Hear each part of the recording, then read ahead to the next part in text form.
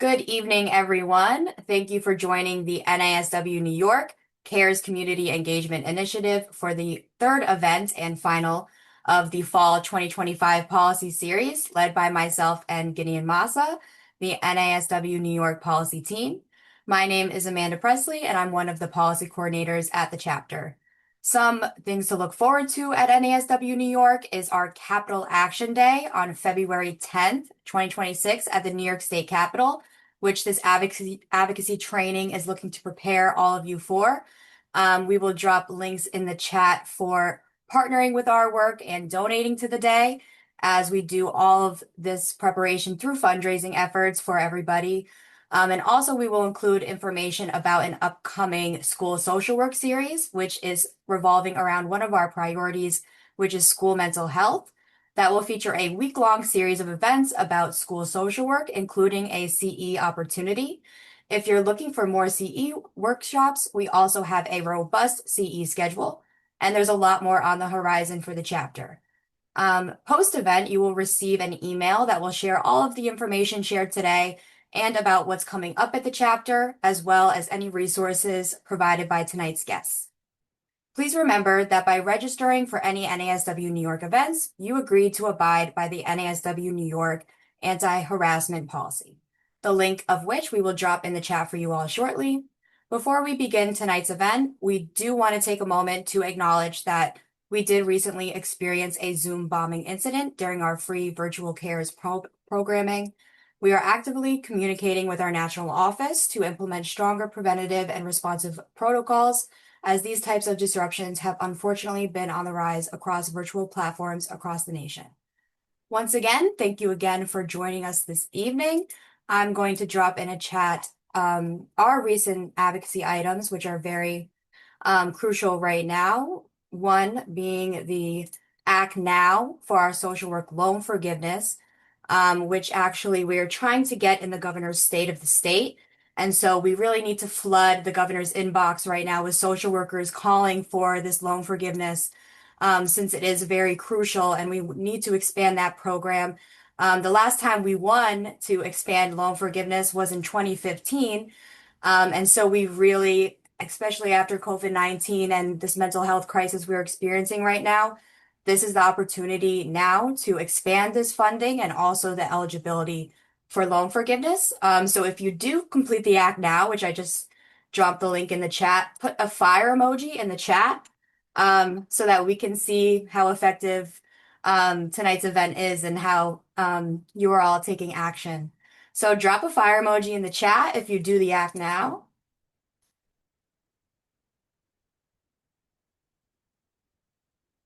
Okay, and without further ado, I would like to pass it over to Alexandra Dufresne to introduce the students and tonight's events.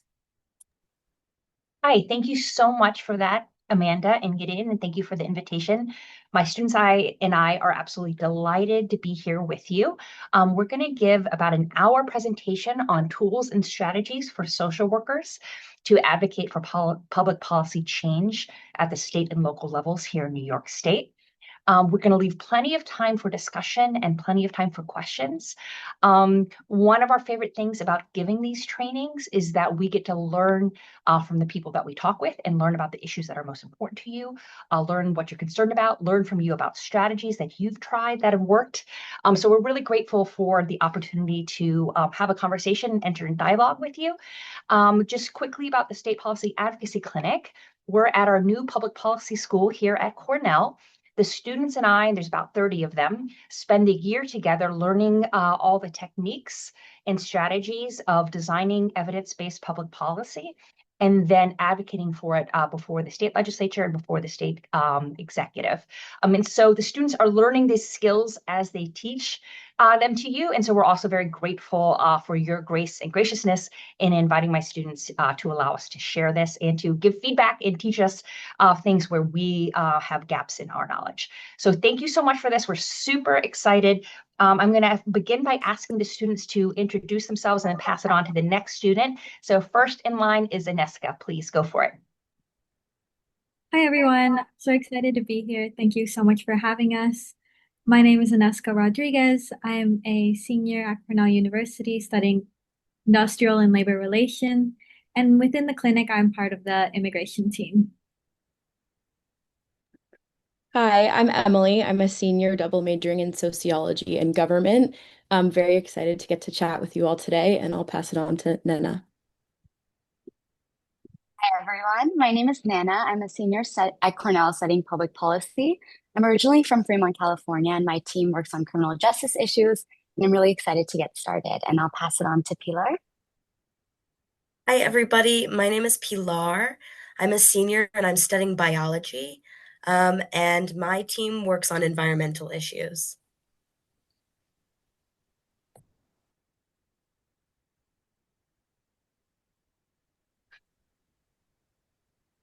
Super. So we're ready for the presentation. Go for it, you guys. Great. So today we'll start off with an overview of why it's important to engage in policy advocacy at the state and local level. Then we'll move into talking a bit about New York State government specifically and how it's structured. We'll cover the New York State budgeting process, which is especially important for bills that have a financial ask. And then we'll move into a bit about policy research and end with a discussion of best practices for successful policy advocacy, which we hope will be helpful for your Capitol Action Day in February. So it's important for social workers specifically to engage in state and local policy because it's much more impactful than we often realize, and I'll explain why that's the case. Next slide. Great. But first, we'd love to hear a bit more about your experience in the advocacy process. So if anyone wants to unmute or raise a hand, if you've submitted a FOIL request, worked in state or local government, built or participated in a coalition, met with an executive branch member, including an agency representative, published policy research, submitted a budget request, visited Albany for a lobby day, testified at a public hearing, met with a legislator, or held a press conference. Yes, Patricia, go right ahead. Yes, greetings, everyone. Well, a number of years ago when I was in college, I had the pleasure of working for the late Congressman Charles Rangel as an intern on Capitol Hill, and I worked on a number of policy issues as an intern. Awesome. That's very cool to hear. I have also gotten to spend a summer on the Hill. It's an incredible experience. Anyone else?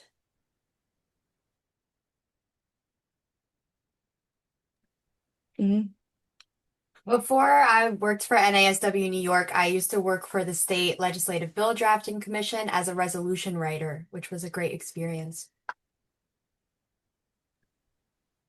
Yes, Christine.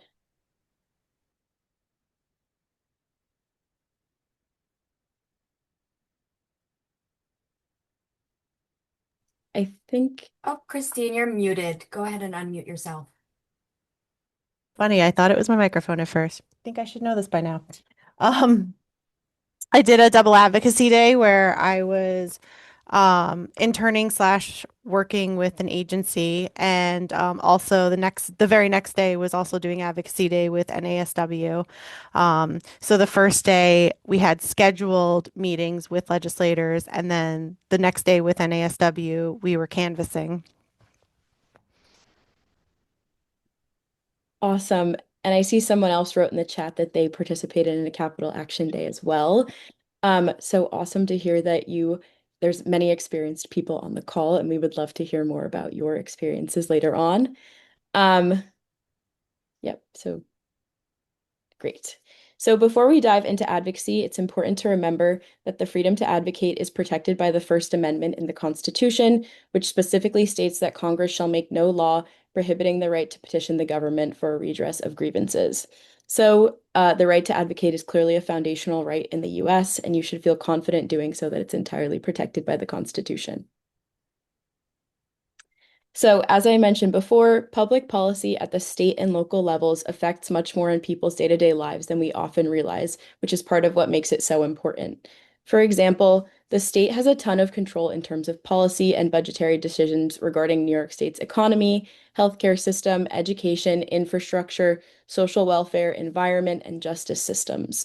Many federal laws are also implemented at the state level, so even if the federal government were working perfectly, the state apparatus still plays a crucial role in translating national policy into real outcomes.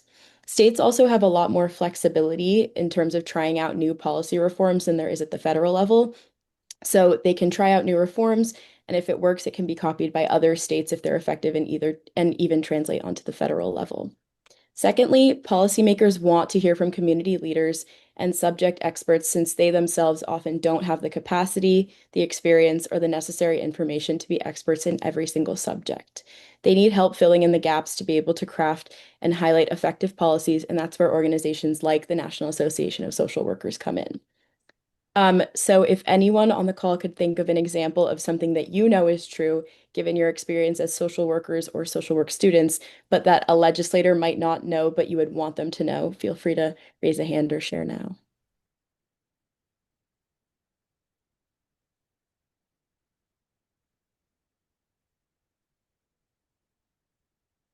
Feel free to drop it in the chat also if you don't feel comfortable speaking.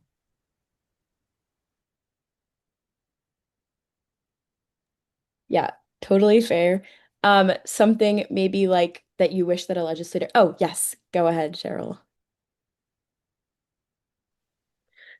Student loan forgiveness, for social workers. Currently, it's just for licensed master social workers, so we want to try to expand that to all master social workers.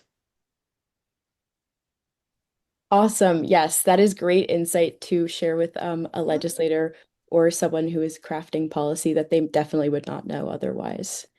Um, awesome. So, oh, yes, go ahead.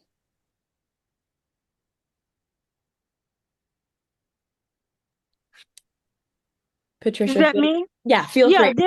there is also a social work caucus in Congress. There's a social work caucus because there were a number of social workers who were elected, like Barbara Lee and Ed Towns, who were social workers. And I don't know how active they are now, but I know when I was interning, there was a social work caucus in Congress. Awesome. Yes, that's awesome. And I see someone wrote, social workers are boots on the ground. We talk to clients and we are aware of the issues that surrounds them. So yes, excellent perspectives to share with legislators that they wouldn't have otherwise. So moving on to the third bullet point, individuals and groups usually have more power at the state level than at the federal level because lawmakers tend to be more accessible. The constituencies are smaller, so there are naturally fewer people and groups competing for attention, and there's less gridlock at the state level, so it's easier to get bills passed, whereas the federal government is always experiencing incredibly high levels of gridlock, making it more difficult to get policies passed. Additionally, given the current federal government shutdown, state and local policymaking become even more important to fill in policy gaps left by the federal government. Finally, it's important to engage in state and local policy because lawmakers need input from groups like the National Association of Social Workers to make sure that after bills pass, the policies are being implemented and enforced in a way that accurately reflects community needs and makes the policy as impactful as possible. Great, so now we'll move on to the structure of New York State and local government specifically. So I'll give a brief overview of the legislative process specifically in New York. For a bill to be introduced, it first needs a sponsor, being a member of the legislature, to move the bill forward. Bills are usually jointly introduced in New York State, meaning that they have one sponsor in each chamber of the legislature. Once the bill is introduced, it's typically referred to a relevant standing committee. So if your bill is about education policy, it'll likely go through the Education Committee. In New York State, committees play a serious gatekeeping role, given that 96% of bills that are referred to committees end up dying there, or meaning they never make it to the floor. So after going through committee review, the bill can undergo possible amendments by either chamber, but since identical versions of the bill have to pass both chambers, they must first reconcile any discrepancies that occur during the amendment process. Lastly, the bill has to be added to the legislative calendar and then eventually get voted on. And if the bill passes both chambers, it goes to the governor, who can either veto it or sign it into law. So as you can see, the New York State government is kind of similarly structured to the federal government in that there's an executive branch, a legislative, and a judicial branch. However, the executive power in the state is vested in the governor, and the two houses of the legislature are the Senate and the Assembly. So not the House, but the Assembly at the state level. The Senate has 63 members, and the Assembly has 150, who are all elected to 2-year terms. In the Senate, the most powerful, oh, sorry, still on that. Thank you. The most powerful leadership position in the Senate is the Senate Majority Leader, who is currently State Senator Andrea Stewart Cousins. And in the Assembly, the most powerful leadership position is the Speaker, who's currently Carl Hastie. The legislative session in New York is part-time professional, so it runs from January through June, but members receive an annual full-time salary and continue to work in their districts and plan for the next session after the current session ends. So currently, right now, they would be gearing up for session in January. And in this picture, you can see kind of the scale of New York State government, including the executive agencies and all of the departments. So there are a few things that make New York State politics specifically unusual, which are important to note before engaging in lobbying. So first, the governor of New York, which is currently Kathy Hochul, is unusually powerful. One of the biggest factors is that she has a veto power. So she can either veto whole bills, and she also has a line item veto, which allows her to single out individual lines of bills and items in the legislative budget, which she wants to be vetoed. The governor does veto a lot of bills, and it's extremely rare to have enough votes to override her veto. Additionally, New York governors have the ability to modify bills that have already passed the legislature through chapter amendments. So a chapter amendment is a bill that the legislature agrees to pass in exchange for the governor signing another bill amending the same law. So they can be minor technical adjustments, or they can be major substantive revisions of the bill. And Governor Hochul in particular does a lot of chapter amendments because they allow her to technically say yes to bills passed by the legislature while substantially changing parts of the bill that she doesn't agree with. All in all, this means that it's important to seek the governor's buy-in and aim to neutralize opposition from departments and agencies that would be affected by your policy proposal. It's also important to frame your policy proposal in a way that's consistent with the governor's priorities, which it sounds like National Association of Social Workers is already doing. Aside from the governor, the Senate Majority Leader and the Speaker of the Assembly also have a huge amount of control over their respective chambers, which leads us to the 3 people in a room saying that's common in Albany. This is a reference to the fact that most important decisions are made by a group of the governor, the Senate Majority Leader, and the Speaker of the Assembly. Because of this, individual members are super dependent on leadership to allow their proposed bills to reach the Senate and the Assembly floors for a vote. So leadership is usually a bit more hesitant to allow bills to go to the floor if there's not an overwhelming majority party support, because there tends to be a huge rush to get bills to the floor before the legislative session ends, given that it's part-time. And since the budget is often released late, which cuts into the rest of the session. So this means when you're advocating for a bill, it's super important to get leadership on board by proactively addressing and resolving any objections or disagreements from party members and showing them that the bill has widespread support. The 3 people in a room also ultimately negotiate the budget, which we'll discuss soon, which also in New York State is an unusually significant place where policy changes get passed. Next, currently in New York State, the Democrats have a trifecta. So this means that all 3 people in a room are from a single party that controls and has a majority in both chambers of the legislature and the executive. So from a practical perspective, this means that it's important to gain strong support from co-sponsors, specifically in the majority party. Another unique feature of New York State is that it's a really big and diverse state, with a salient divide between upstate and downstate. So upstate New York is more rural and tends to be significantly more conservative as opposed to downstate, meaning New York City. Larger upstate cities like Syracuse, Buffalo, Utica, Albany, and Rochester often share many of the same challenges as New York City, but they lack the advantage of being able to negotiate in Albany with a unified voice. Given this divide, it can be super useful to find a sponsor from each place.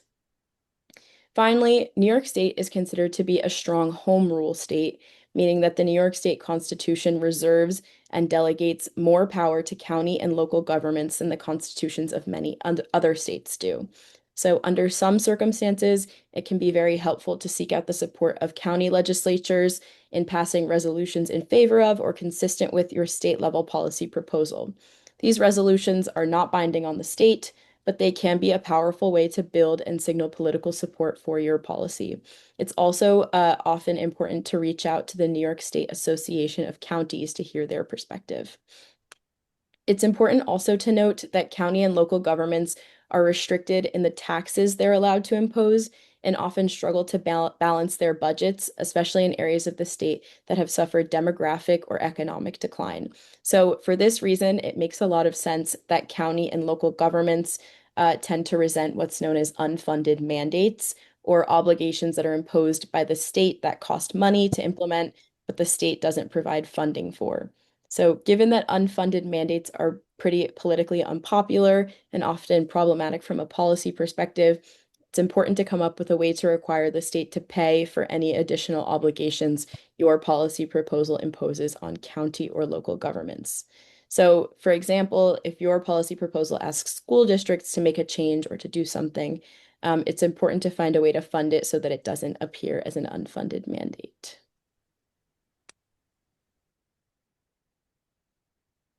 All right, thank you for that great start, Emily.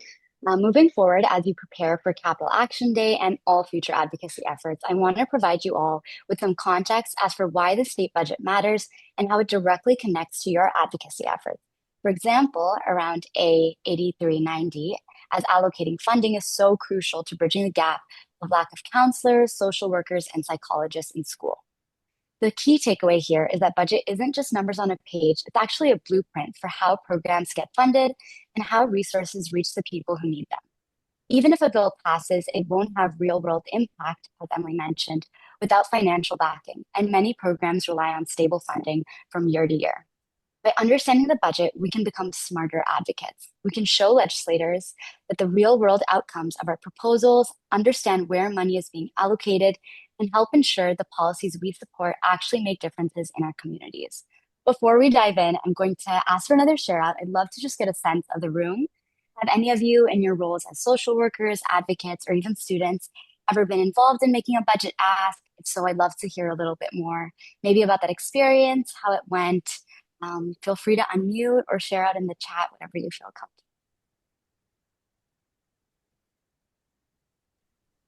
I'll go first. So last year was my first year working for NASW New York, and it was a big learning curve. And when we began our advocacy for loan forgiveness, which was a priority last year as well, we started around January. And when we began to meet with legislators, we heard from them. They're like, oh, the budget's actually like 90% done. So good luck getting in. And we're like, oh. So we should have started in the fall. And so that's why we corrected our action step for that advocacy this year and are circulating a budget letter. But it can be very eye-opening as you go to different legislative meetings around the budget because, it's like you have to hear from certain people what steps to do are, and it can get a little bit confusing, but the main point is to try to get in the governor's budget, which everyone fights to do for the state of the state. And that was a great learning lesson from last session. Thank you so much for sharing out. I think that's super applicable. And that was something eye-opening for me as well, that the budget process starts almost in the May before January of the next session. And so getting prepared in advance to be able to kind of get your ass in is super important, especially when referring to the governor's proposal, as you mentioned. Let's move to the next slide. So we're going to start with just an overview. Really yeah, I of just want course. to go back for a second. So I don't have experience doing this, and this will be my first time this year. And I'm really kind of honestly nervous about it. Like I don't feel familiar enough. I don't feel like I have a full enough grasp. So if there's anything that you can share, like any cheat sheets or anything that you can email out after, I'll be greatly appreciative because I'm really new at this and I'm still learning. So I just wanted to say that. So thank you. Yes, so Amira, Oh, sorry. Amir, I feel the same way, and I've been doing this for a million years. You'll see at the end of the presentation, we have a handbook that describes every single part of the process. Yes, that was sent to you, and we have it on our website, and it's also the last slide. And it goes step by step, and it actually gives like templates or examples, like this is what a budget letter looks like. This is what whatever looks like. So it's super concrete. And I hope that that's helpful. And you're also more than welcome to, I'll put my email in the chat to reach out with questions anytime. And luckily, Amanda is really knows what she's doing, so she has great expertise as well. But I hear you. Sorry, go ahead, continue. Thank Nana. you. Yes. Thank you, Amira, for sharing out. I think that's a concern we all share. And we as students, the advocacy guide was really helpful in understanding the ins and outs of these processes that we're still trying to familiarize ourselves with.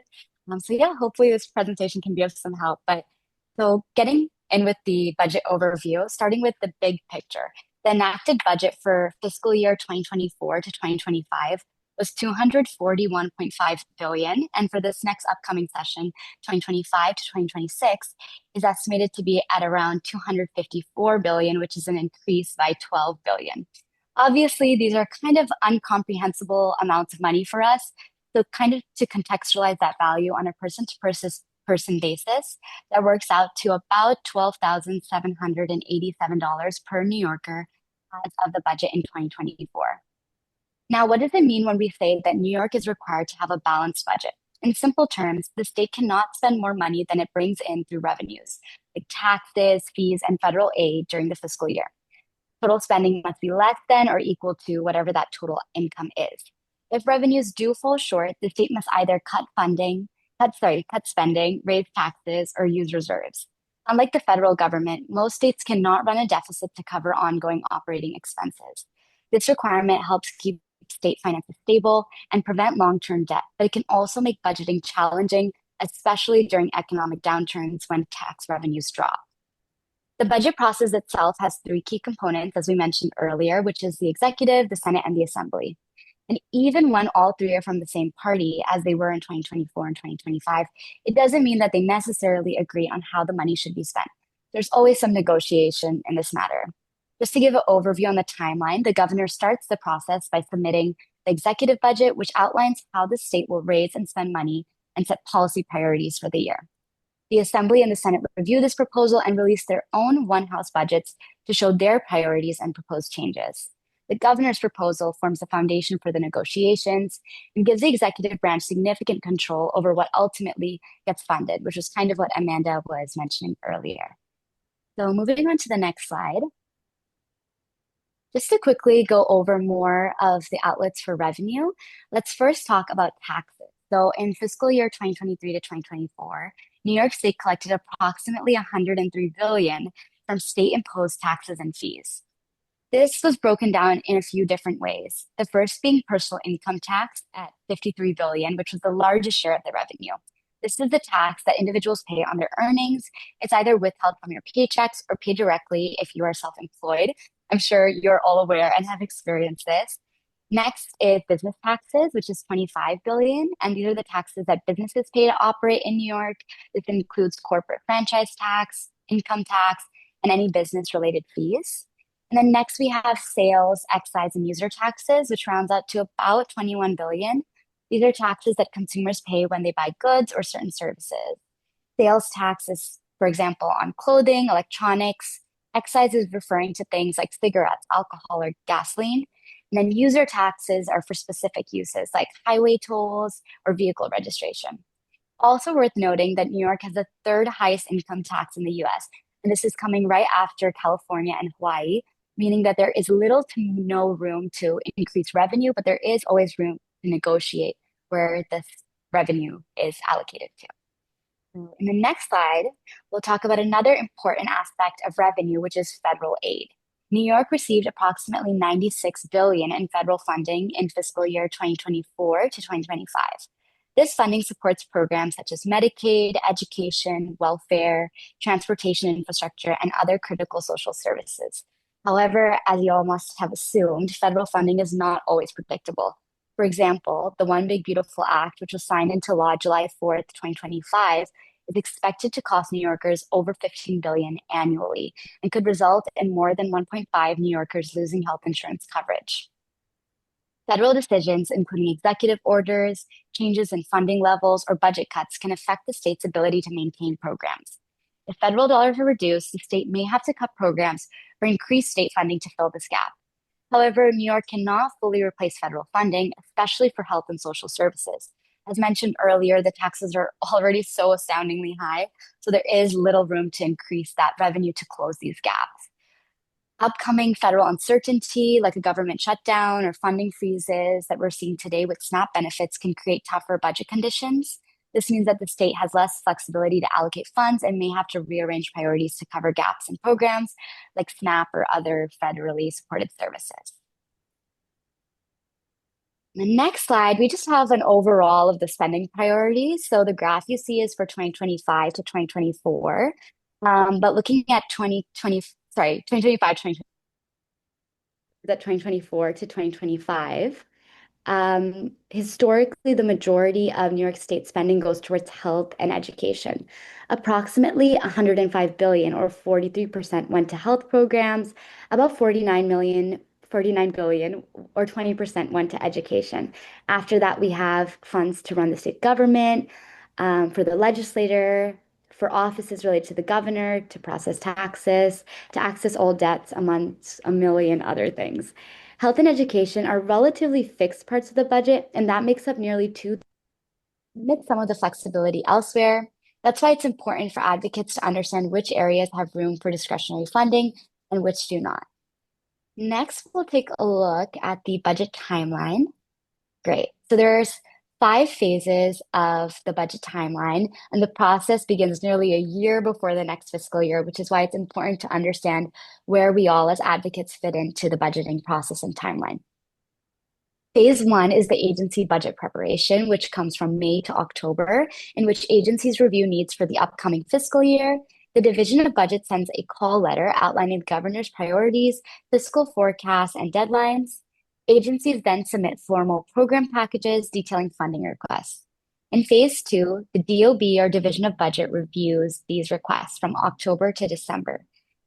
They hold informal and formal hearings, draft preliminary budgets, and by early December, the DOB finalizes projections of revenue and spending. In Phase 3, the governor makes some decisions regarding these negotiations. So the governor prepares an executive budget proposal and the State of the State address, and the executive budget is submitted to the legislature by mid-January or February 1st if it is an election year. In Phase 4, legislative action takes place. This is between January and March, in which the legislature analyzes the executive budget, holds public hearings, and releases one House budgets and negotiates with the governor. The governor has line item veto power to remove specific parts while approving the rest. Next, we have Phase 5, which is the budget execution from April to the following March, in which agencies implement the approved budget. The DOB then monitors spending and revenues through quarterly reports to ensure that the budget is balanced, as we mentioned earlier. The key takeaway here is that advocacy works best when you know this timeline and act early, especially before and during the executive budget proposal phase, because as we mentioned, the governor and executive holds the most weight in this. And then we can move to the next slide.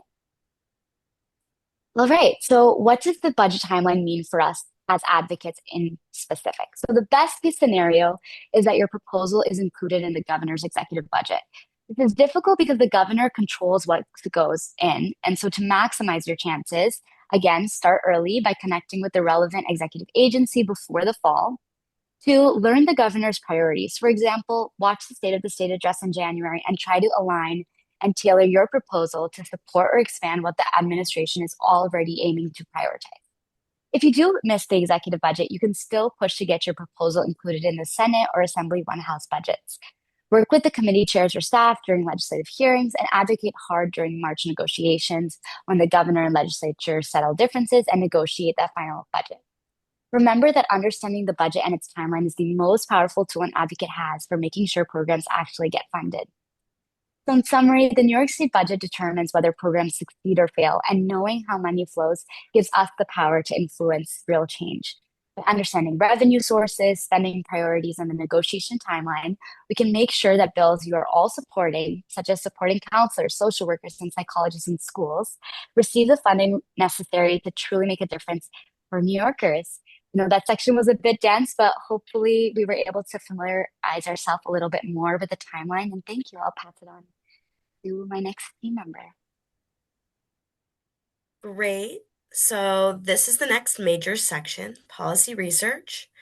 And this is the foundation of all effective advocacy. Before we can propose a sound solution, we have to understand the problem and the existing landscape.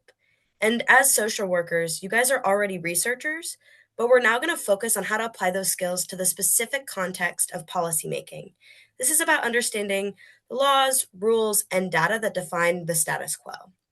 Okay, next slide. Our first step in research is to understand the status quo and to find policy precedents. The status quo refers to the existing state of laws or regulations in New York.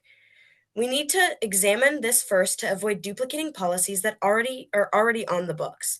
It's a common mistake to advocate for a solution that already exists but just isn't being enforced properly. A policy precedent refers to a similar policy that has been adopted in a comparable municipality, state, or country. Analyzing these precedents helps us design our own policy by providing evidence of what has worked and what has not. This slide lists the key resources you'll use to do that. To find existing laws or what's already on the books, you'll use the Laws of New York State website. To find existing regulations, which are the rules agencies create to implement those laws, you'll use the New York Codes, Rules, and Regulations, or NYCRR. To see what new regulations are being proposed, you'll check the New York State Register. This is the state's official journal for all rulemaking activities. To see what bills have been proposed but haven't become law yet, you use the New York State Senate and Assembly websites. This is critical. You must check if another legislator has already introduced a bill on your topic. Finally, to find those policy precedents, the National Conference of State Legislatures, the NCSL, is an outstanding resource. Moving on to the next slide, which is all about data. So once you understand the legal landscape, your next step is to gather data. You need a robust evidence that is accessible and relevant to a policy audience. Policymakers will always ask, is the problem widespread? And most importantly, how does this affect my district? You don't have to conduct this research from scratch. State and federal agencies, as well as nonprofits, have already collected and analyzed vast amounts of data that can be useful for your work. This slide lists some of the best databases. The New York State Education Department has data linked on things like enrollment. Health Data New York is a key resource for public health issues. Here at Cornell, the Program on Applied Demographics, New York State Population Projections can be very helpful. And for federal data, the American Community Survey, ACS, and the US Census are essential.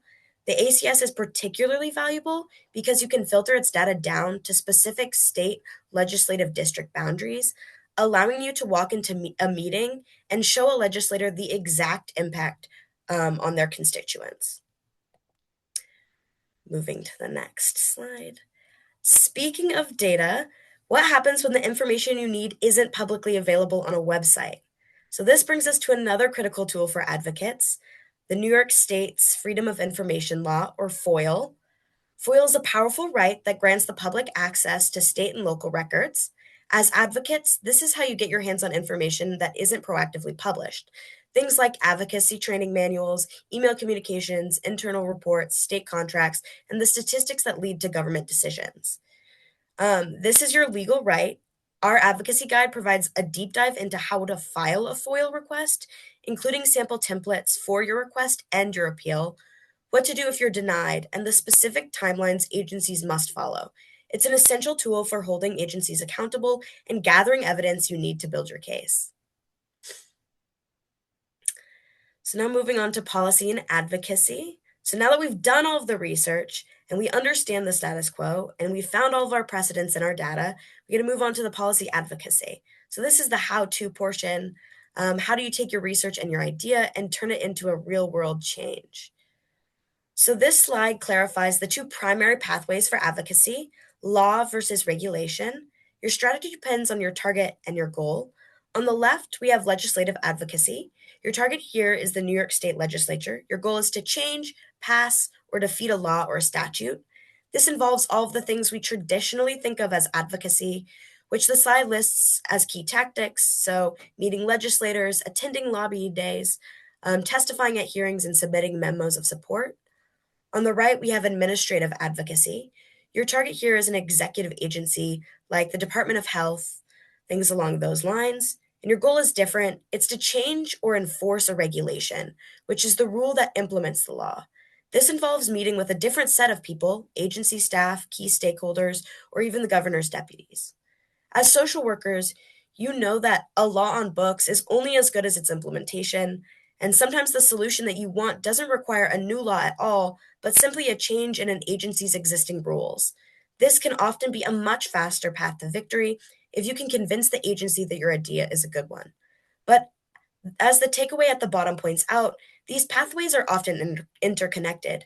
If an agency refuses to act, you can then go to the legislature and ask them to pass a law that forces them to act. Okay, to the next slide. So now that we've covered the what of research and the who of advocacy pathways, we get a focus on the how. So this slide outlines the core philosophies of effective advocacy. These are high-level strategies that are essential for success. So first and foremost, this work is about relationships and not transactions. Your goal is not to just get a yes on one bill, it's to build a lasting, trusted relationship with a policymaker and their staff, so they see you as an expert resource for years to come. Remember that you're providing a service to policymakers. They are a policy generalist. You, as social workers, are the subject matter experts with the on-the-ground experience. You're providing them with critical information and insights they need to do their jobs well. And again, I know we've said this a gazillion times, but timing is everything. The best time to build these relationships and pitch new ideas is in the summer and fall, and not in January when the session starts, as most of them are very overwhelmed. Own the details, especially on implementation. Be the person who thought through all of the steps of your ideas and how your idea would actually work. Think strategically about the messenger. Is the best person to deliver this message a data expert, a program director, or often most powerfully, someone with lived experience of the problem? Create the conditions by which others can take credit. This is vital. Your goal is to get the policy passed. Policymakers are far more likely to champion a proposal they can publicly own and announce.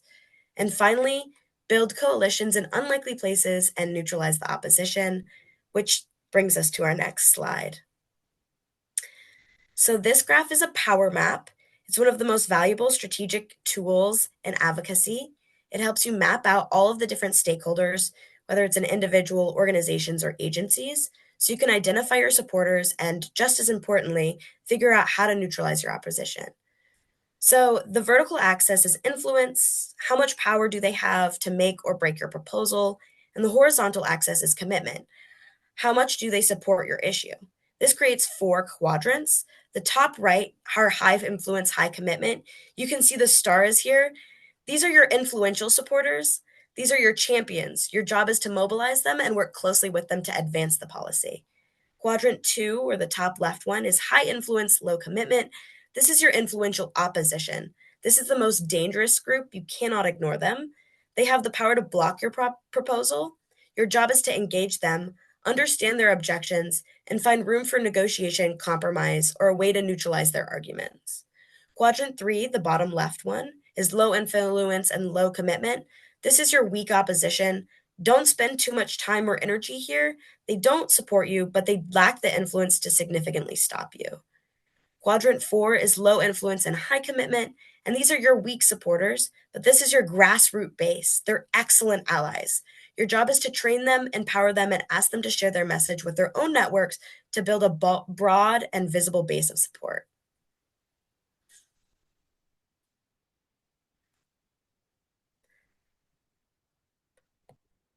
Okay, now we will be moving on into how to find a sponsor.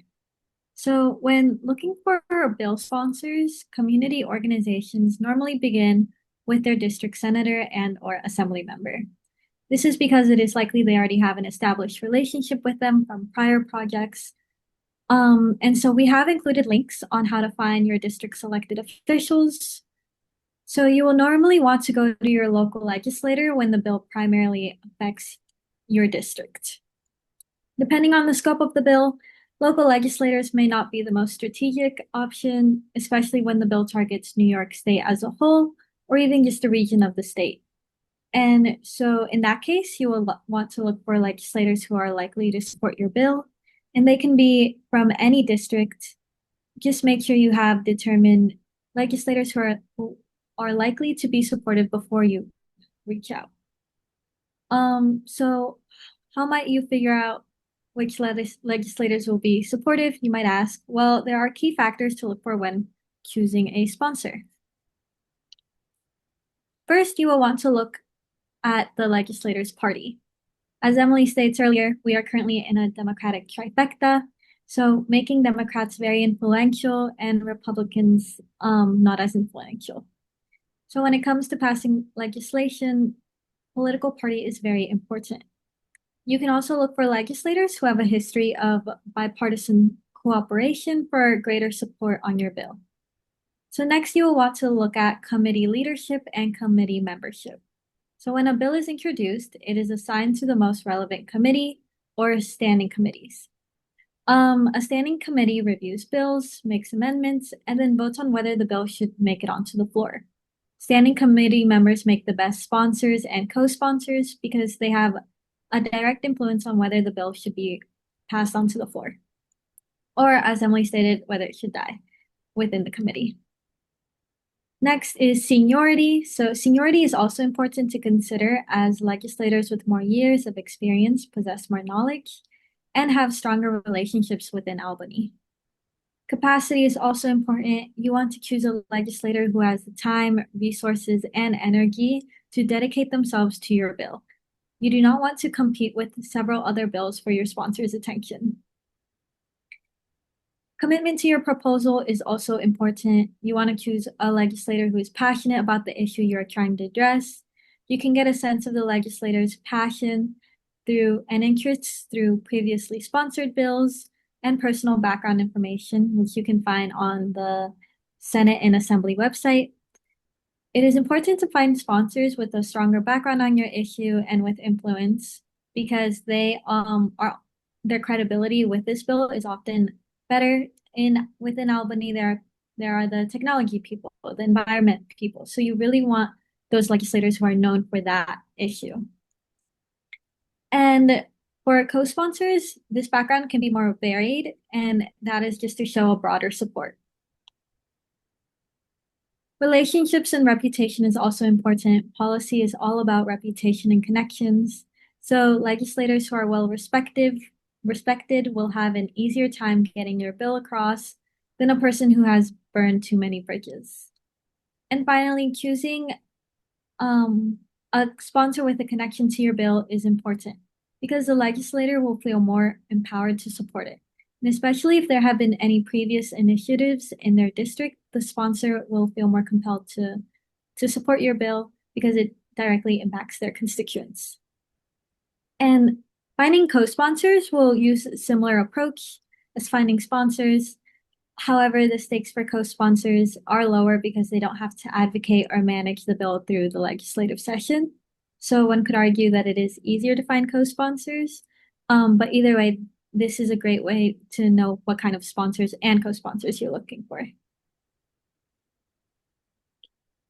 And then meeting with policymakers. So once you meet with a policymaker that you have decided would be a great sponsor or co-sponsor, this is a great way to address pressing issues in New York. So while New York State legislators frequently hear from lobbyists, they often value hearing directly from community leaders and experts who understand the issues they aim to resolve. So when meeting with policymakers, you should keep in mind that the primary goal is building a lasting relationship. And because even if they don't sponsor your bill, a relationship has been formed for future collaborations. So during the legislative session, policymakers and staff members are extremely busy, and sometimes it may even be better to meet with them before the session starts. This can be at events hosted by legislators or meetings within their district. And if you do meet with them during the legislative session, one thing to keep in mind is that meetings are normally around 15 minutes, and don't be alarmed if they are cut short. These legislators are very busy during this time, and they always have to go running around. So this does mean that you should come prepared with key information about your bill and have researched the legislator beforehand. And so the structure of the meeting will likely follow the one presented below. So introductions will likely take 2 to 3 minutes. A policy pitch will likely be 3 to 5 minutes, and then feedback, input, or questions from the legislator or staff member. And then this is also where you can ask questions as well, will likely take up the rest of the time. And so another thing to note is that staff legislators will often be at these meetings. So be sure to be respectful to them, and they could really be your greatest allies for your bill. So it's always important to create a connection, not just with the legislator, but with the staff makers as well. Or with the staff legislators, sorry. And so after the meeting, be sure to send a thank you message and or a handwritten note to the individuals you met with. Again, thinking about that concept of building the relationship. Fantastic. Now to this is the step that translates your research into action. So think of it this way. Your data and research makes your argument credible, but your story is what makes your argument memorable and urgent. Policymakers hear statistics all day, and what they will remember is the compelling real-world story that illustrates why those statistics matter. Your story is what answers the crucial questions: who is most directly impacted by this policy issue, and why is it important? As social workers, you are the perfect messengers for this. You have the professional expertise, the fieldwork observations, and most importantly, the relationships to ethically and respectfully amplify the voices of people with lived experience. These are the communities most directly affected by the policies, and their stories are the most powerful tool you have to move a policymaker from neutral to supportive. So now we're going to move on to writing and publishing op-eds. Just a quick show of hands. Have any of you ever written an op-ed? Fantastic. So we can kind of breeze through this a little bit quicker because we are running out of time. So an op-ed's name means opposite of the editorial page, and it's a focused opinion column written by a guest author like any of you guys. And it's a critical tool to raise awareness on a particular issue and engage the public with it. Make no mistake, legislators and their staff monitor the opinion pages of key outlets like the Times-Union or City and State to see what issues people are talking about. It can be published through major national sources or just as effectively through local news outlets like the Ithaca Times or Tompkins Weekly. And as the slide says, your topics and themes should be clearly defined and drawn directly from your work, your fieldwork observations, and your experience working with people with lived experience. So moving on to the anatomy of an effective op-ed. So an op-ed has a very clear 5-part anatomy. This table lays it out pretty clearly. It starts off with a hook, a compelling personal story, a striking fact, or a counterintuitive question. And it's followed then by a thesis, a clear, persuasive main argument. The next comes evidence, your 2 to 3 concise supporting arguments using credible facts or lived examples. And then you include a rebuttal, and this is the to be sure paragraph. This is where you anticipate your critics' arguments and address them head on. Finally, you have a conclusion, and then that includes a strong call to action. As the slide notes, there's examples under each one of those options, and that was an op-ed written by one of the students in the clinic, Celine Chauvier, and it's phenomenal. So now moving on to tone and language. How you say it is just important as what you say. So let's look at handling the facts first. Use data delicately. Limit yourself to just 2 to 3 key data points that will stick with your reader.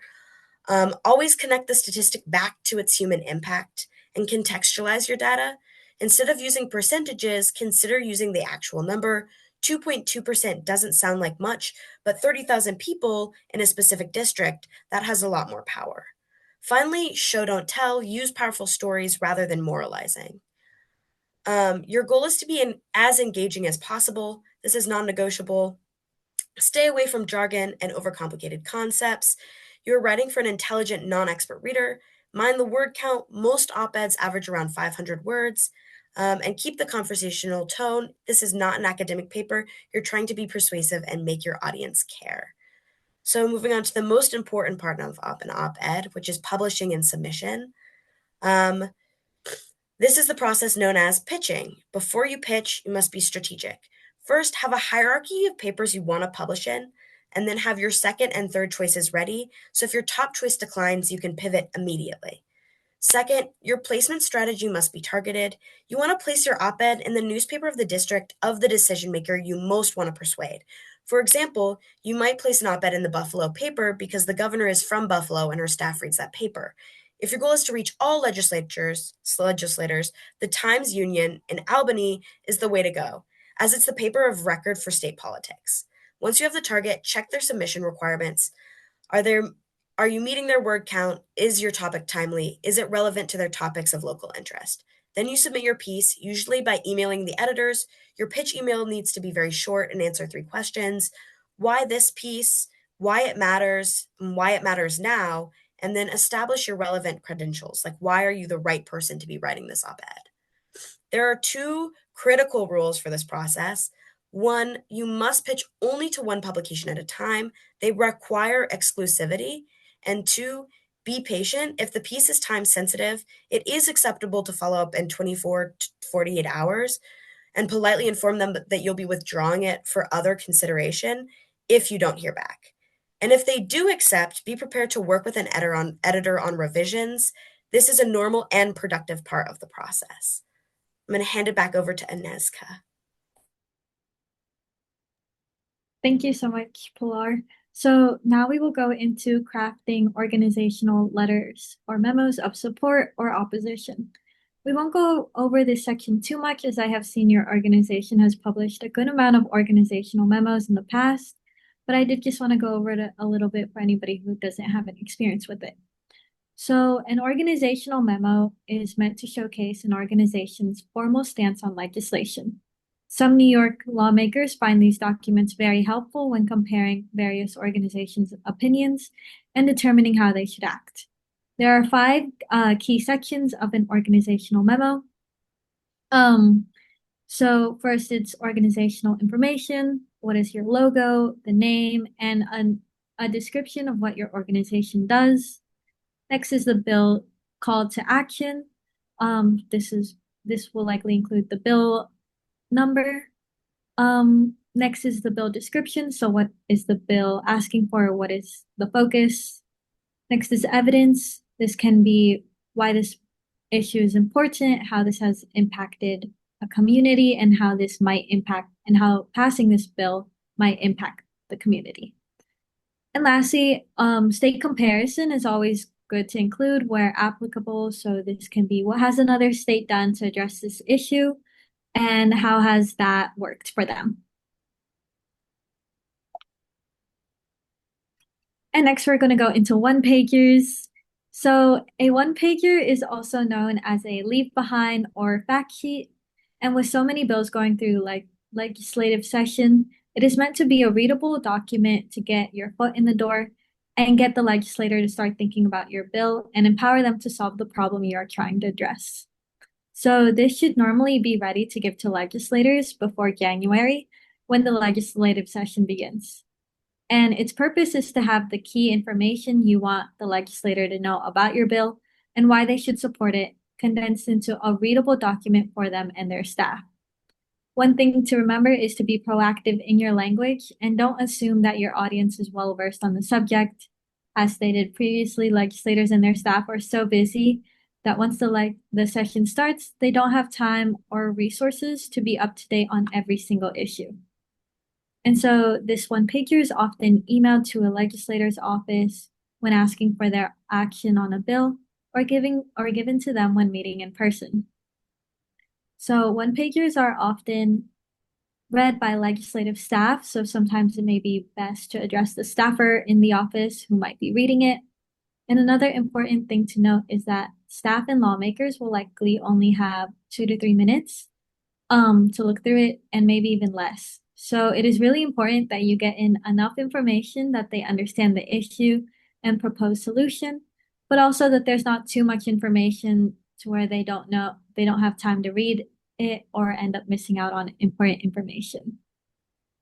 And at this point, you may be questioning if a one-pager is even worth it, but a one-pager can make all the difference in your advocacy. So submitting a one-pager to a legislator's office can lead to them following up with questions or even asking for additional documents. And this is great because it means your one-pager caught the attention of the legislator, and their interest could turn into action such as sponsoring or co-sponsoring the bill, influencing their legislative agenda. And so even if this does not happen, having a one-pager is still useful because it clarifies your campaign's message and solidifies call to action. And here I have a small example of a one-pager. So as you can see, one-pagers should be clean, easy to read, and to the point. And it should include your organization's name, your bill sponsor's name, their contact information, the date, the issue, and how you want to solve the problem. And so now we're going to go into breaking down a one-pager. So the title. The title serves as a hook for your one-pager. It should clearly state what your ask is and shows that this is a problem that needs to be addressed. So here the title would be Children at Risk, Youth Prescription Drug Coverage and Medical Services Are Fading in New York. And then the title can then be accompanied by a one-sentence subtitle that makes an informative pitch to policymakers, explaining the context and issuing a call to action. So this call to action should be stated positively. This is done using verbs such as end, ban, and support, all actions that legislators can take. And the main goal of this section is to convince the reader that the problem must be addressed urgently. The next section is addressing the problem. So the problem statement should be as brief and clear as possible, normally only 2 to 5 bullet points. And it is meant to show that a change is needed and why it needs to be addressed now. And it should include relevant and credible data or other evidence that supports the importance of the issue. So in this example, you can see that there are statistics being used to support why this issue is important. And so another thing to consider is who has jurisdiction. You want to frame the situation in a way where the legislator has the authority to address it. And you also need to frame the issue in a way that makes it seem fixable, empowering the lawmaker to address it instead of feeling overwhelmed and like they can't do anything. And next, we are going into background, scope, and significance of issue. This section is arguably a logical flow. You want to present the reader with facts, history, definitions, figures, statistics, maybe even an anecdotal story, anything that'll help support your bill. And you want to try to frame the significance of the issue in an assume the sale structure. So this means that, of course, our legislators are very smart people and that they are good people who want to do good work. So of course, after reading this one-pager, they are going to want to support the bill. You also want to make yourself sound like the most reasonable person in the room. So this just means don't use overblown rhetoric, which could just limit your credibility. You also want to have this section to preemptively refute any counter arguments. So this is where if there is any controversy with your bill, you can address it in this section. And finally, make sure to outline key arguments in bold so they are easier to read. As you can see, we have a couple words in bold here. That's just to draw the legislator's eyes to that section.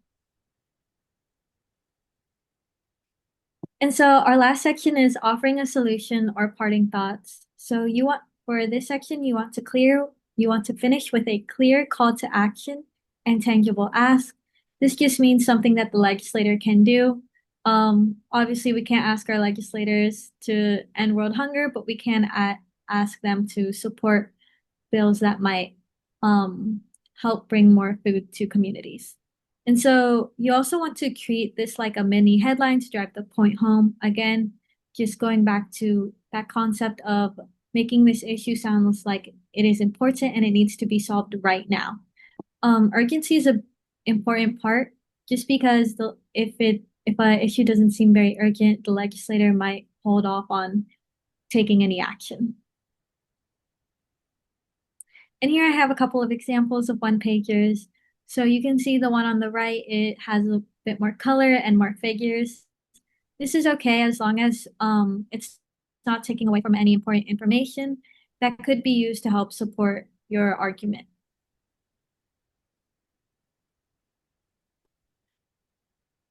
And next, we're going to go into crafting an elevator pitch. So when you do meet with these legislators to pitch your bill, you should have an effective elevator pitch just ready to go. So here we have the basic structure of an elevator pitch. First, it's connection. Who are you and why should they care? Here it says, hello, Senator, my name is, and I'm from, right. And then next, you will want to tell a story that illustrates the real issue. Again, make sure this isn't a story that's like happens once in a blue moon. But here, the example is a close friend of mine died to a fentanyl-laced pill he thought was just a painkiller. And then you want to connect that story to a core problem. What is the larger pattern or issue? Here, the example is his death was preventable. Most overdoses happen with bystanders present, but 2/3 don't act because they don't know how. Next, you will want to come up with a concrete solution. What exactly are you asking for and why does it work? And finally, you want to end with a call to action. What do you want the legislator to do? And at the end, it also says, I'd be happy to send more information if you or your staff are interested. This just goes back to the concept of building that relationship and keeping in touch with the legislator.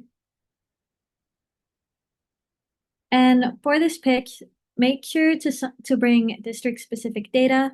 This showcases how the issue impacts the legislator's district and tying it back to why they should care. This also shows the legislator that you know their bills, priorities, and district, and you have done your research. So the hardest part of figuring out what is going to stick with the legislator is why it's important is figuring out what's going to stick with the legislator, and that is why it's important to do your research beforehand. And so questions, after giving your elevator pitch, legislators will likely have questions to ask you. So I've come up with some questions that they are likely to ask you, such as what is the bill number for both the Assembly and the Senate? Who are the sponsors? And what is this a change from current law? And how many people in my district will this bill/action affect? So this is also why it's important to do your research so you can just quickly answer these questions for them. And if you can't, no worries. It's always okay to say, that's a great question. I'll come back with more research and have that for you.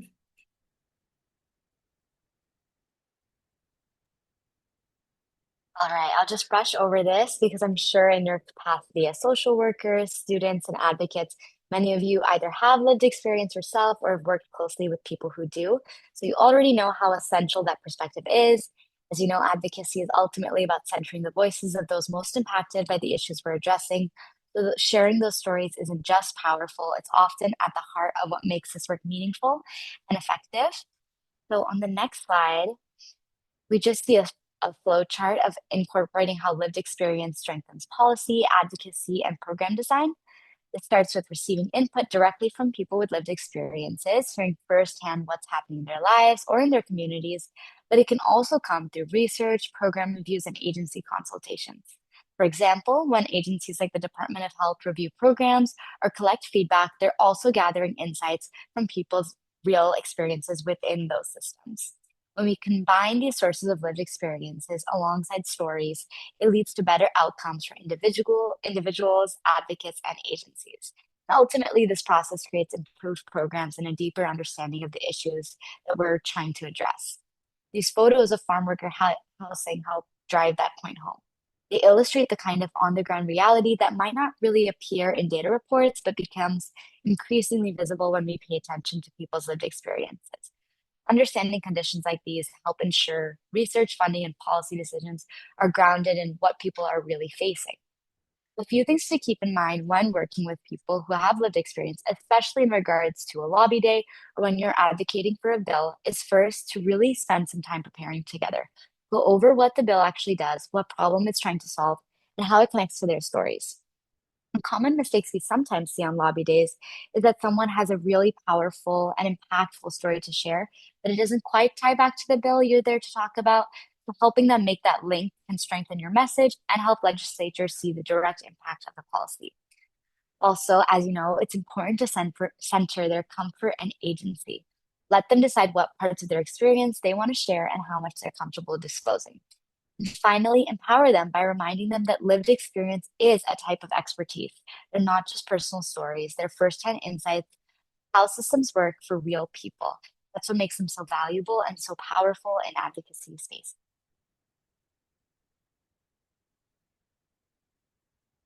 Great. So I know that a few of you have done lobby days before, but it seems like many of you have not. So we have some tips and tricks that I hope are helpful and make you feel a bit more confident as you look toward Capitol Action Day. So here we have outlined a few important steps to take before, during, and after a lobby day.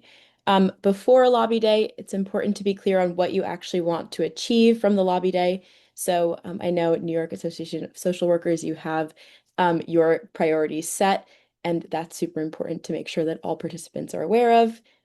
You'll also want to identify policymakers you want to meet with, so it can be very helpful to create a spreadsheet of the names of all of the policymakers you're meeting with, and then include brief relevant information such as their political party, their committee membership, their district, and whether or not they've supported similar legislation in the past.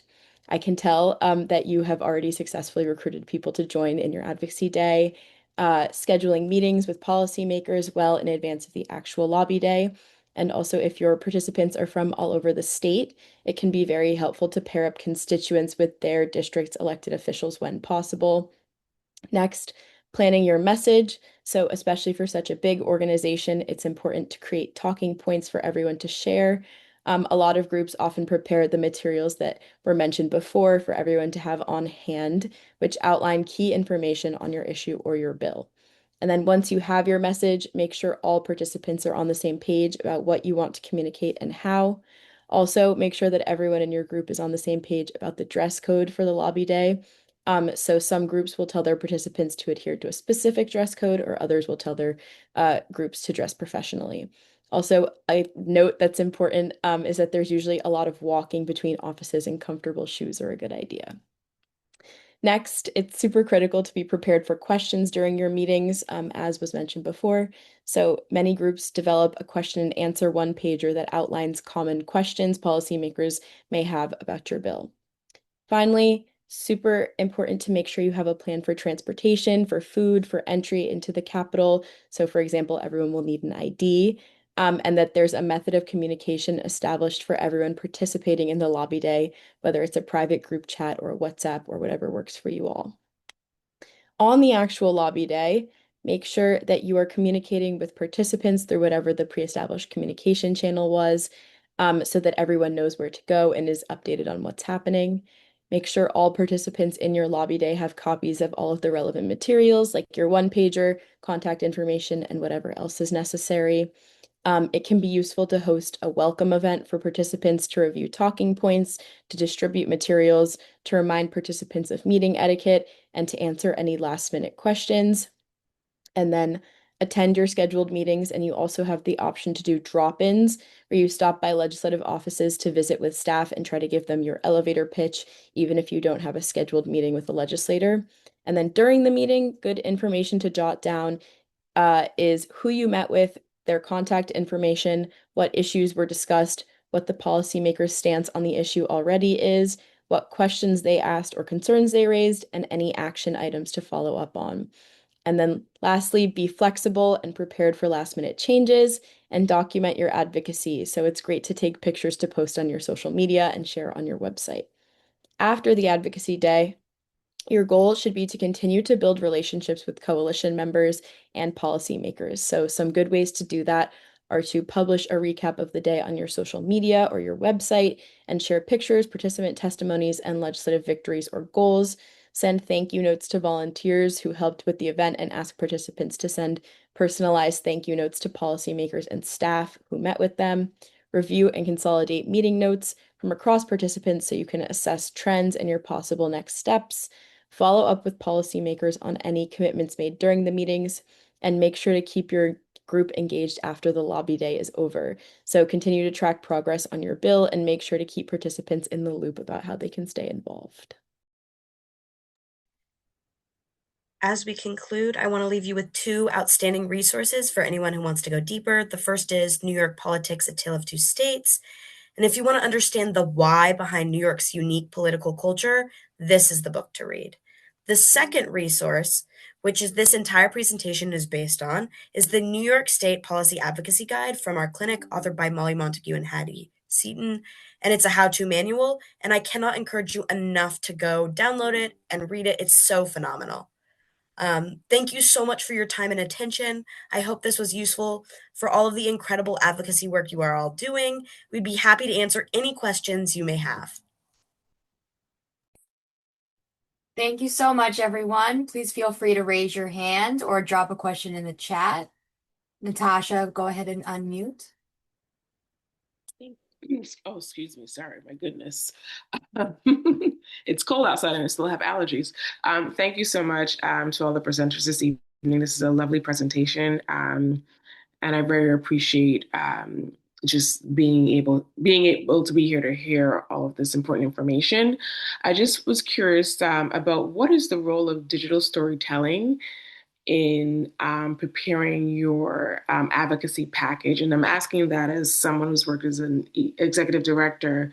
Typically, when I create reports for grant applications or renewals, depending on who the funder is, we might include a 19-minute to 2-minute digital asset.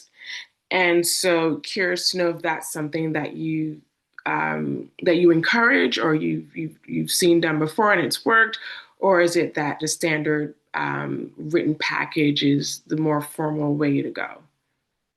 Thank you so much for that question. When you say digital asset, do you mean a video? Or yes, please. Yes. Okay, great. Yeah. So we have not seen that done. The fact, though, that I haven't seen it does not mean that it can't be done. It might be more of a testament to just our clinic's lack of expertise in that area, right? So I think that if you really know what you're doing, right, and this is something that you have expertise in, and you can make sure that the logistics work out, I think that would be a memorable touch, right? Legislators do, and their staff do meet with so many people all day, and the presentations start to blend together. So certainly if you have something compelling, that would be great, especially something that shows people with lived experience, right? Actually, when you ask the question, I actually am reminded of someone we gave a training to who worked for Meals on Wheels. Mm-hmm. And they talked about they would have legislators drive around and deliver the food with the constituents. That's, with the people served. That's the gold standard. But if you're not able to, work that out logistically, having perhaps a video where the people who are getting served can say hi or call in, basically people who with lived experience who are not able to come to the Capitol, if you had a way to share their voices or their testimony, I imagine that could be very, very impactful. I hope that answered the question. Yes, thank you so much.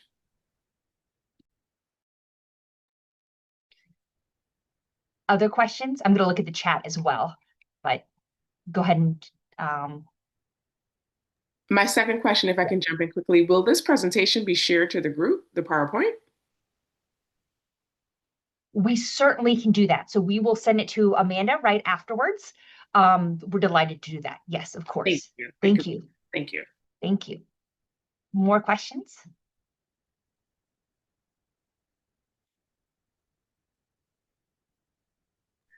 Sorry, jumping in again. So when looking at the timeline as to when is the best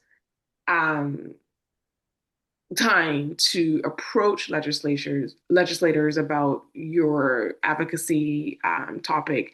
You talked about the summer season, but our trip is scheduled for February. And so maybe I missed it as to why we would be going in February versus the summer season. Oh, that's a great question. Yes, so February is perfect for a lobby day where you all go to the Capitol and you talk with anyone who's there. So that's perfect. February is exactly when you should do it. When we said talk to people in the summer, that was primarily for finding a sponsor, right? So a longer conversation when you're trying to find the person who's going to be the champion. Okay. And then we mentioned the summer because it's so much easier to get legislators' attention. A lot of times they're on vacation, but a lot of times they're in their home district. They're not in Albany, and they're just less overwhelmed. The problem, of course, in the spring is everyone's trying to get their attention, and they're just completely overwhelmed. So we do try to do as many meetings as we can in the summer, in the fall, off with light touches or just with key legislators to get the opportunity for a longer conversation. Does that make sense? Yes, thank you. Okay, awesome. I want to stand on yes, that part for a second. And then also in February, on the Tuesday that we're going, there'll be a session day. So all the legislators will be in session talking about different bills that are going on the floor. And so that's why that'll be the perfect chance to catch those people. Because, like Alexandra said, in the summer, they're all in their districts, and Albany is a little bit of a ghost town. And so that Tuesday that we're going is going to be a lot of groups milling around, and they will all be in session. So that'll be a perfect day for us to go. Thank you, Amanda. Thank you for clarity. Other questions? Or if not questions, anybody in our last few minutes, we have 5 minutes left, want to share any more experiences that they've had or questions? Amanda, was there anything that we left out, do you think? You guys did an amazing job. Yeah, so I hope that you all completed the Act Now that I dropped in the chat earlier. If you didn't get a chance to, please consider completing that right now, because we are really trying to, get the loan forgiveness in the governor's state of the state. And Alexandra mentioned that, starting this advocacy for the budget in the summer and the fall put you in a great position for when the session begins in January. So if you are able to complete this, please let the governor hear the social worker's voice on this issue. But yeah, the legislative session is January through June. And so if you want to get involved in our efforts, as we're preparing for our Capitol Action Day, feel free to join us. And I don't think you left anything out though, Alexandra. You and your students had an amazing presentation. Props to the students for all the preparation that you all did, because you all sounded extremely expert on this issue. And I'm sure that everyone in the room, especially the new advocates who've never approached this issue, or any advocacy, could really appreciate some of the insight that you gave tonight. Thank you so much for having us. It is wonderful to be invited. We're really grateful. And yes, so I put my email in the chat. Please do reach out if you guys have questions. And it was really a delight to meet you. And as you can see, the students did all the work. So students, you did a great job. Thank you so much for doing the heavy lifting. And it was really nice to see everyone. I hope everyone has a great night. I think Chris, Sorry, I just thought of last minute question. Please. What's your advice for encountering a legislator that might seem that like they're a little off the rails, to say it one way? I don't mean disagreeing with you. I mean like they just go way off.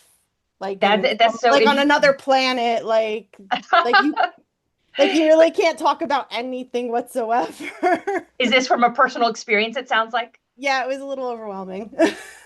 Yeah, so that's so funny. I mean, you guys are social workers, so And they were from like the district that my agency was in. oh no. Oh no. Okay, well, you're social workers, so you probably have much better social skills or are adept at that difficult situations. Um, Probably in that situation, and that actually has happened to us, just it's very rare, but every once in a while there's someone who is in that situation. Probably that legislator does not have much political capital within the legislature. So probably the best thing is to be super polite and then ignore them and let them go and then go around them. Of course, that can be difficult if it's someone in your own district. But if you're working on a statewide issue, you can always go around and find a champion from the committee or someone who has a strong interest in the area. And probably that person is just being disregarded or shut out by their colleagues, and you can let it go. Does that make sense? Yes, and that's kind of how we handled it. Yeah, and perhaps consider running for office against them. That's something else you could do, right? Sounds like that's an opportunity to maybe enlist or suggest that someone else try to use that seat more effectively. Thank you. Any other questions? Okay, I think we're out of time, but thank you again so much, and thank you, Amanda, for having us. Thank you so much, everybody. Have an amazing night. And Thank you look all. forward to seeing you all at Capitol Action Day on February 10th in Albany. Thank you. Have a Thank great you so much. Thank you. Bye-bye. Thank you, everyone, for Good coming. night. Shout out Dr. Kennedy, Executive Director. Thank you. All right, I'm going to stop the recording.